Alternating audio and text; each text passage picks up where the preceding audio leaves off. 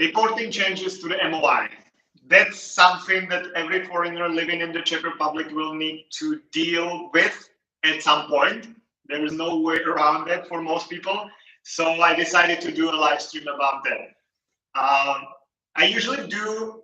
I usually prepare for the live streams. You know that I like investigate what people talk about and what they want to know answers about, and then I prepare a script for the live stream and all this. But this is kind of different because I just was scrolling through Facebook groups and I saw this question in one of the groups, and I just decided to do a live stream about that because I realized that this is something our clients in Move to Prague ask us about a lot, and there is a lot of unclear things and people don't exactly know what to do. So I just decided to do a live stream about that. It's not that prepared, so sorry if it doesn't have the standard structure of me going through everything step by step, but I think I will provide a lot of useful information anyway. So thank you very much, guys, for sticking with me. Hi, Agnello and Bruce. You're amazing. I don't know how, because I don't sleep at all. That's a known fact, and that's understandable. But that you are here almost every time I do the live stream, that's amazing. So I don't know how you do that, but thank you for that. So guys, if you're a foreigner living in the Czech Republic and you have any type of residence permit or visa or whatever here, so if you're an EU citizen and you have the temporary residence certificate, or now they call it a registration certificate, this kind of piece of paper, or if you're a non-EU citizen having a long-term visa or long-term residence permit, or if you're any of those and have a permanent residence permit in the Czech Republic, you all need to report changes to the Ministry of the Interior. And what I mean by reporting changes, or what kind of changes you need to report to the MOI, mainly the things that are listed in your, or somehow mentioned in your card or in your residence permit, or like in general important changes.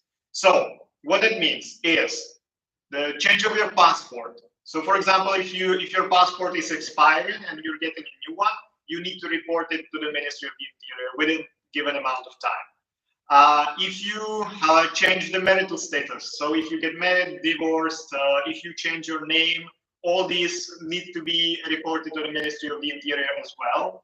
And probably the most common one is if you change your address. So change of address needs to be reported to the Ministry of the Interior as well. There are some timelines for that, or deadlines. For example, some things should be reported within 3 days, like a marital status, change of name. Some of them can be reported within 30 days. That's, for example, the change of address. Some of them need to be reported in 15 days, which is something in between. Thank you very much, all guys, for joining and all your hearts and support.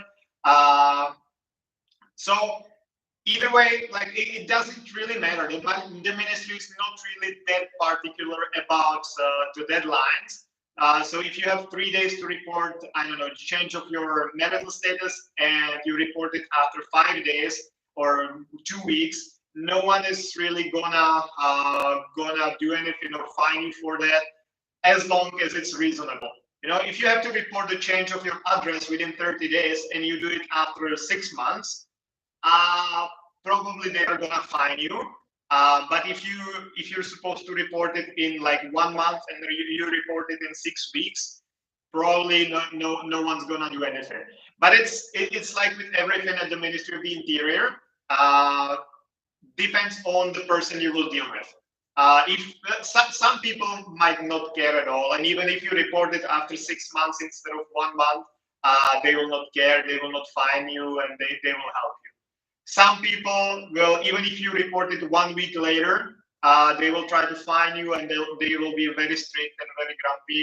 So it depends on the person you meet there, but generally, if you report it in some reasonable time, if it's not exactly within the given time by the ministry, but if you report it in a reasonable time, and if you have reasons for reporting it late, let's say. So if you, for example, what happens often is that you get a passport, that's not the example, but if you move somewhere, so maybe you just like sign a lease but you're not living in the apartment yet because you need to move stuff from the old apartment, or you just like you just gave the leave-in notice in your old apartment, but you found a new one already or something.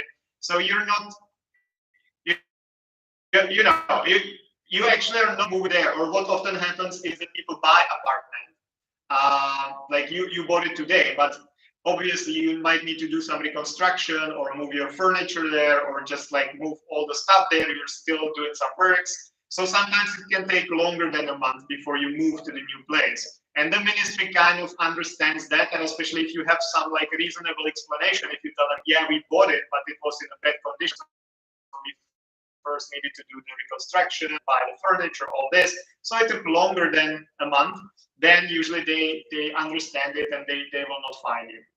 But in theory, they will fine you up to 3,000 crowns for reporting any of the changes late. So if you got a new passport because you got married and you changed your name and you moved to a new apartment and you never reported any of these changes, so the ministry could actually give you up to 12,000 crowns fine, because it's 3,000 crowns for each of the changes not reported in time.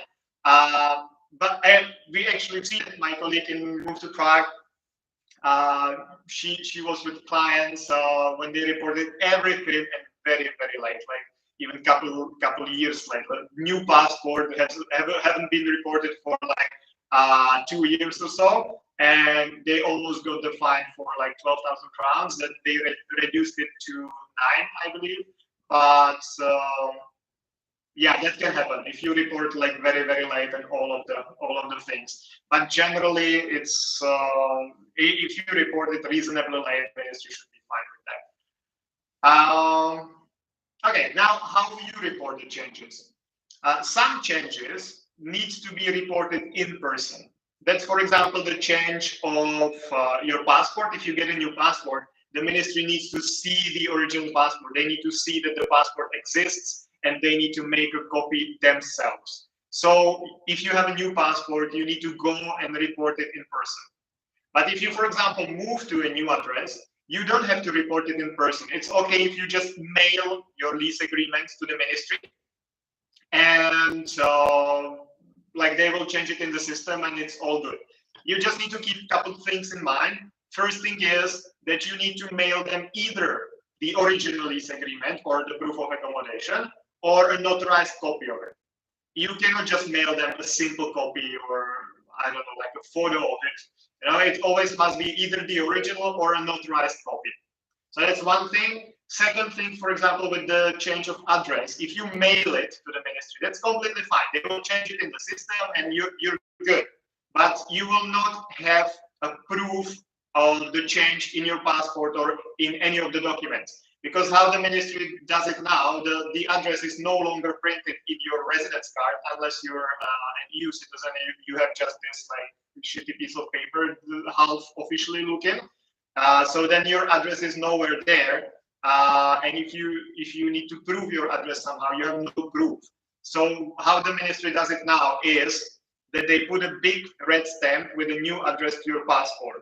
So if you don't go there in person, they cannot do this, because obviously you will not be sending your passport for them to stamp it and send it back to you. So it depends. If it's better for you not to have the stamp in your passport and don't need to deal with the ministry, then it's better if you just mail the new lease agreement to them and everything will be fine. But if it's important for you to have a record of the new address somewhere and you don't really mind going to the ministry, then it's better to go in person and report it in person, because then they can put the stamp in your passport with the new address and you have some hard proof that you changed the address and you can use the address whenever you need it.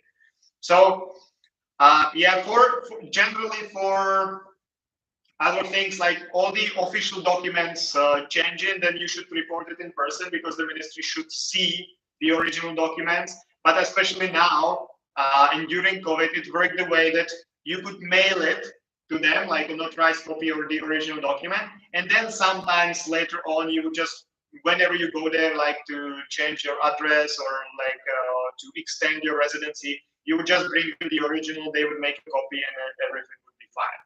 So These are the general rules for changing or reporting changes. Let me think if there is something I forgot. And of course, guys, if you have any questions, please feel free to ask. My brain is already a bit tired after the long week, and also it's like midnight almost. But still, I will be happy to answer any questions you have. So if it's to the topic of reporting changes, of course, go ahead and ask. It will be the best. If it's to a different topic, doesn't matter. Ask it as well. I'll just answer. And I'll meanwhile think if there is something important I forgot about reporting changes, and if there is, I will continue after I drink a bit.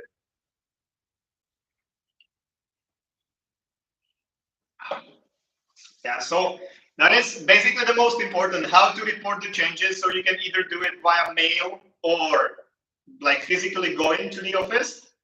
You cannot really do anything via email. You could potentially report some changes using a data box. Like if you don't know what is data box, it doesn't matter. But I don't really recommend that because most of the people at the ministry do not really know how to use the data box. So if you send something via data box, it can just get lost, and yeah, so I don't really recommend that, but technically it's a possibility. But I recommend either choosing to mail the documents, but again, in that case, you need to either mail the original document, which means that you will never see it again, because whatever you mail to the ministry, they keep, or you need to make a notarized copy. So if you, for example, have 10 pages of lease agreement, then you will need to make a notarized copy of 10 pages, which will be like 400 crowns. So it's up to you to wait what is easier for you. Either to go to the ministry in person, not pay anything for that, but enjoy the beautiful experience there, or just like make a copy, pay some extra money for that, but you don't have to deal with the ministry in person. So up to you. Reporting changes in time. Yeah, officially there are some deadlines for reporting changes, and officially I recommend you to stick to them. But in real life, if you report it reasonably late, and there is a reason for that, then the ministry usually doesn't care, and they usually don't fine you. But if they wanted, they could fine you up to 3,000 crowns for reporting each of the changes late. So actually, you could be fined a couple of times if you reported a couple of changes late. Yeah, and maybe now the recent situation, if it's possible, because that was part of the question in the group I saw earlier today. If it's possible to book appointments now, it's possible to go there and report the changes in real life. It is. Now the ministry is booking appointments. Officially, if you wanted to stick to the timelines given by the ministry, so let's say you have 15 days to report a new passport. So officially, you must report it within the 15 days. And if you don't, if you, for example, call the line and you want to book an appointment, and they tell you that the earliest appointment is after 16 days, not within 15, but 16 days, it's your problem anyway, because you can always go there, take the number, and just wait in the line. So the fact that they offer you an appointment, which is after the deadline, it's not really a good excuse, because they will tell you, yeah, but you could always come here and wait in the line. So yeah, it's always best to book an appointment in advance, because then you usually don't have to wait that long at the ministry and waste your time. But if it's not possible, you can you can also go just take the number and wait at the ministry itself. Yeah, okay, so let's see, there was some question here from Anna Jocelyn Yamson. I hope I pronounced it correctly. How about if I will have a new passport to declare? I can't make an appointment this time. It's possible. It's possible already to make appointments, or at least in Prague. I don't know about other cities, but in Prague it's possible to make appointments normally through the phone. Probably not through the online system. That might still be disabled now, but for like through the phone, I've already booked appointments this week, even in the beginning. So it's getting better. I'm flying to Philippines on April 1st. Okay, that's a different story. So either if you take it seriously and you want to report it, then you can go to the ministry without an appointment. So if you're flying on the 1st, you can go on Monday or Tuesday next week, or maybe even Wednesday, that will be the 29th. So you can go anytime next week just without an appointment and report it in person. You might spend half of the day there, but you can do that. Or another option would be just making a good copy of your passport, signing that you agree with the ministry keeping the copy, writing a letter saying, hey, I want to report this, but I'm flying away, so I will not be able to make it in time. So I'm sending you at least a copy, and as soon as I'm back from my travels, I will report it. So you could do it this way as well, and then you can book an appointment for when you're back, because most likely if they don't have any appointment for the next week when you're leaving, then definitely they will have some appointments after when you come back. So if you book an appointment now for a month from now, that's fine. And then when you come back, you will report the change of the passport in person, and they will also have the copy which you sent previously. So they will see that you really wanted to report it, that it was just not really possible, and they should treat you mildly because of that. Yeah, that's what I'm thinking to do on Monday. Yeah, it's the best. Like, anyway, try to call them tomorrow, because they might have some appointments for reporting changes and stuff like that. They usually have some appointments. Of course, it depends on the particular branch. Some branches are booked for longer in advance than the others, but you can try. The info line is online tomorrow till 12 o'clock. So you can still call them and try to book something for the next week. If they don't have anything, then you can just go and wait in the line.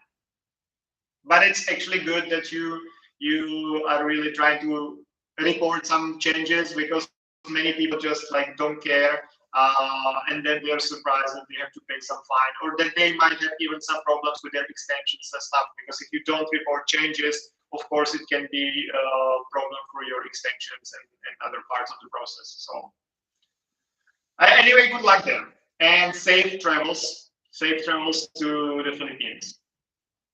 Okay, guys, if you have any more questions, please feel free to ask. Otherwise, I wanted to say that I will go to sleep, but that's not the case. I will still need to reply some emails, but I will be finishing the live stream soon. And again, guys, thank you very much for joining me. Some of you are coming here all the time. When you see me online, you at least come say hi. And I really appreciate it, and I appreciate that you're asking questions. So thank you very much, Anna Jocelyn, for asking the question, because it's great that I can interact and I can actually help you and answer some questions you have. Aaron, a question from Aaron. Just let me open it. May I know that if your employment terminated and if you can find a job in 60 days, we can request MOI to extend this time period or leave the country? Well, that's a good question. Officially, if you have the standard employee card, if you have a non-dual employee card because you have a Czech diploma, for example, then it's different. But if you have a standard employee card, which is tied to your employer, then you only have 60 days to find a new job and report it to the Ministry of the Interior after you left your previous job. If you don't report it in time, then eventually your employee card will be cancelled. So no, you cannot ask for any extension unless you have a very serious reason. Like, for example, if you lie in the hospital because you cannot move, then probably the ministry could understand it and could delay or extend the period of 60 days. But under normal circumstances, they will not extend it. It's not possible. So if you don't find a new job within 60 days, your employee card should be cancelled and you will be deported. And you can apply again, but not from the Czech Republic, through the embassy. But in real life, the ministry does not cancel of course, like if you have 60 days, like you left your job today, so you have 60 days to find a new job. Of course, the ministry will not cancel the employee card like on the 61st day, because in most cases they will not even find out themselves that you quit the job or that the job was terminated, because you don't have to report it to them. and they don't really care about anyone because they don't have time for that. So they will most likely not find out until you want to extend or until someone reports that. So technically, you will be able to stay here for very long time, often even until your employee card expires. But then you will not be able to extend it, because at that point you would need to submit an extension of your employment contract or some confirmation that you're still employed, which you would not have at that point because you're no longer employed. But technically, if it's just about you staying in the Czech Republic, that will be possible for a couple more weeks or even a couple more months before the ministry finds out that you are actually unemployed. But if it's about like being able to stay legally in the Czech Republic and change the employer, then you definitely need to do it within the 60 days. Otherwise, later on they cannot do anything. They will need to deport you and you will need to go back to your country. And then Jocelyn, yeah, I know I need to do it ASAP. I just got my new passport today. Thanks. I think I got you live. Happy I could help. Thank you very much. I'm happy I'm useful and helpful. So thank you very much, and good luck at the ministry. Let me know. Come next time. I do live streams every Monday and Thursday. So come next time on Monday and let me know if it worked out and if you got seen. Atachit Madhotra, you're doing great job. Thank you. Thank you very much. My pleasure. I'm happy to hear that. I'm happy to see that I'm helpful and useful, and that's why I'm here. Of course, guys, if you need some more help than just like live stream advice, then get in touch with me or get in touch with Move to Prague, relocation services, movetoprague.com, and we'll be happy to provide services to you, all kind of services, from visa related to employment related, but only like change of employer, reporting this kind of changes, or getting an employee card, not really finding a job. We can do health insurance, even though we don't really like it now because there is the monopoly for PVZP, which doesn't seem legal or just how it should be. But we can also help you with finding accommodation. So of course, if you have any requests like that, get in touch. We'll be happy to help you. But if you're fine with me just answering like this, that's fine with me as well. Arun KB, thanks. One of my friends having the issue. He had interview with lots of companies, but it takes time to offer the employment. I referred you to the Benry consultation. Thank you very much.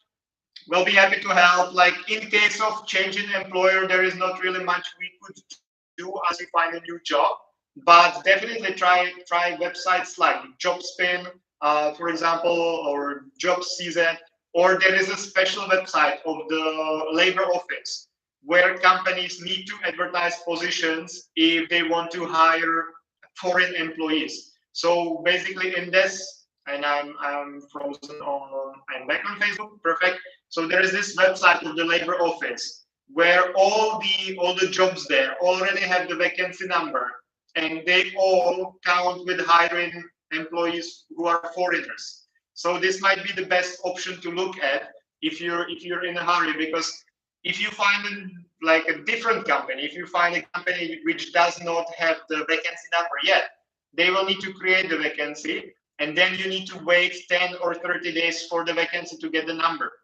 So there is a huge delay, and it can make you like, it can get you past the 60 days mark. So if you go to this website of the labor office, then all the jobs already have the vacancy number. So if you find the job through that portal, through that website, you can immediately go to the Ministry of the Interior and report the change. So it's definitely a good way to do it. So that might be my advice for your friend, to check this website, and I'll try to share the link when I finish the live stream. Satyajit Sengupta, hopefully I pronounced it well as well. You're doing a great job, Jan.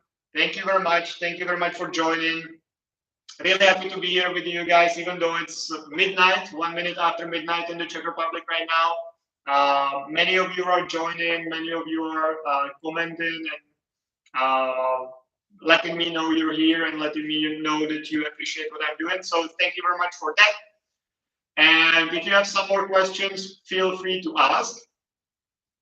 Otherwise, I will weirdly dance for you as always. I have a question here. Okay, go ahead. I'll wait. I'll weirdly dance for you as always. Anyway, and then once you send the question, I'll be happy to answer it. Yep.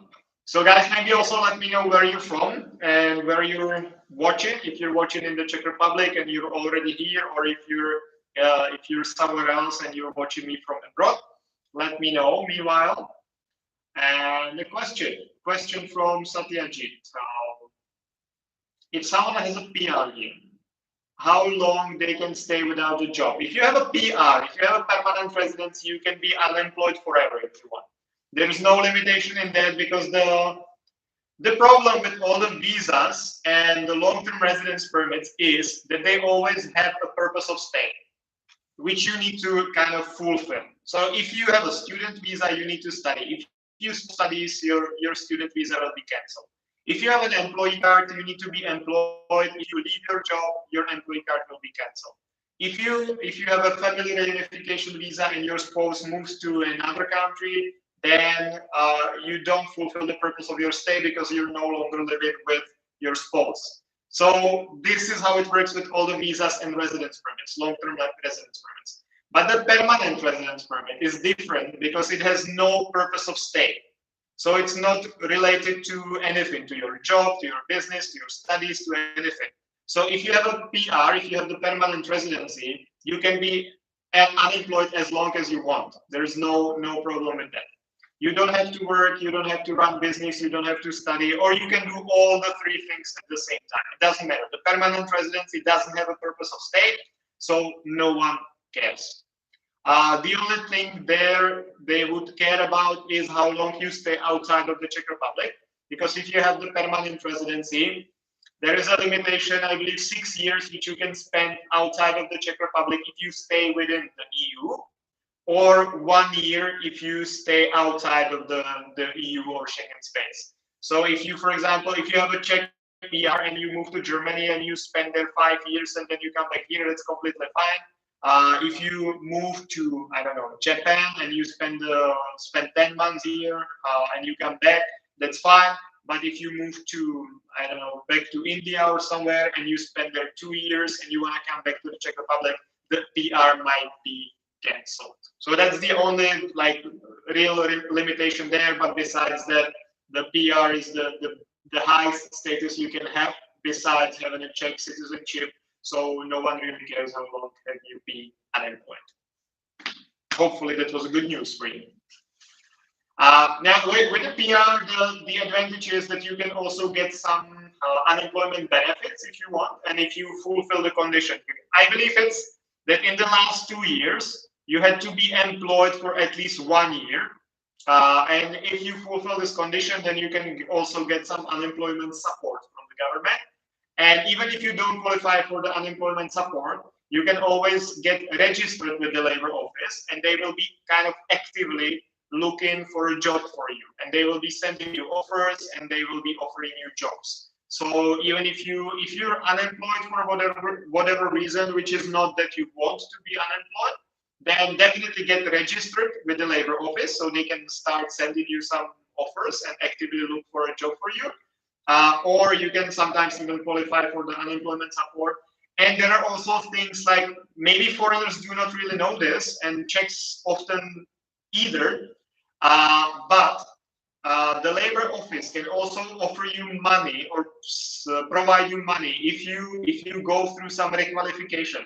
So let's say you've been working as a cook your whole life, and then you decide, then you lose your job and you cannot find a job as a cook anymore, and you want to change your career and you want to paint nails, for example, then the labor office can provide you some money to go through a requalification course to become a nail artist, or however it's called, manicure, pedicure, whatever. So these are also very good programs, and it's actually not that complicated to get that kind of support, and especially if you have a PR. So definitely don't be afraid to communicate with the government. Of course, it's difficult sometimes, so especially if they don't speak English, and they can be very grumpy at the offices. But if you're in the Czech Republic for 5 years because you have the PR, then you need to speak at least some basic Czech. Now it's A2 level, so you should be able to communicate with the authorities at least a bit. And then if you meet a good person there, they will be happy to help you, and you can actually get pretty good support from the government, because the Czech Republic, despite what many people think, is a very good country, because it's something in between, like a complete relying on the government, as it's in France, for example, or like the complete lack of governmental support, as it is in the US, for example. So we're something in between. The balance between like the protection of the person and the capitalism, let's say, is kind of balanced. So there are actually very reasonable like supports to citizens of the Czech Republic, and also like permanent residence owners. So definitely don't be afraid of that. And if you need any help, of course, get in touch with us. We'll be happy to help you and support you in the process.